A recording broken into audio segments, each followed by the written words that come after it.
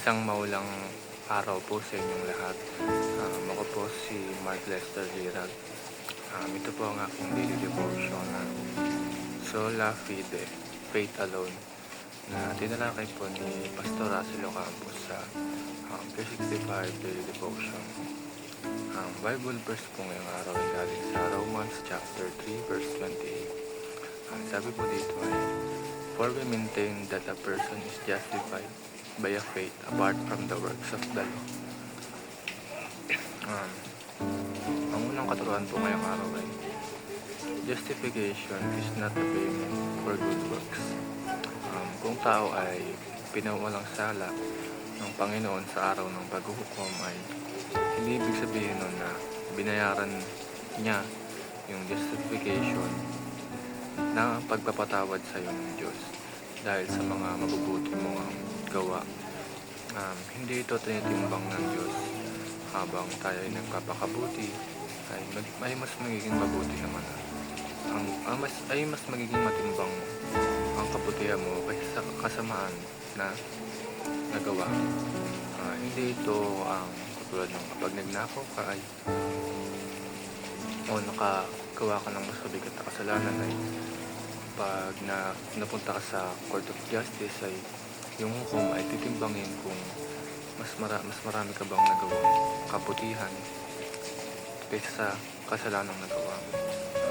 Hindi porket na marami kang nagawang kabutihan ay maabsuelto ka na sa kasalanan na nagawa mo.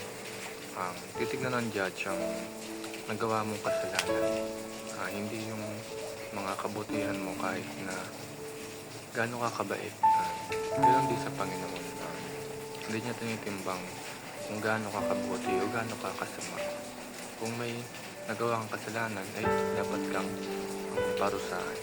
At walang kasalanan na nakakalusot sa mabuting hukom, dahil ang Diyos natin ay isang mabuting hukom. Second teaching is, justification is the work of Christ on the cross. Yung pagpapawalang sala sa atin ng Diyos ay hindi natin pinagtrabahuhan, wala tayong binayan, at hindi tayo magtatrabaho para lamang tayo ay maligtas. Ang kaligtasan natin ay hindi nakadepende sa atin. Ito ay nakadepende sa Panginoon. Nang pinako si Jesus sa krus ng Kalbaryo, ay napunta na sa kanyang katawan ang lahat ng kaparusahan na dapat na tayo ang sasalo. Upang tayo ay maligtas, ay kailangan tayong manampalataya sa Panginoong Jesus, maniwala tayo sa Kanya upang magkaroon tayo ng buhay na walang hanggan. Last teaching is, justification is declared to those who believe. Ang justification ay dinideklara ng Diyos sa mga taong nananampalataya sa Panginoong Jesus.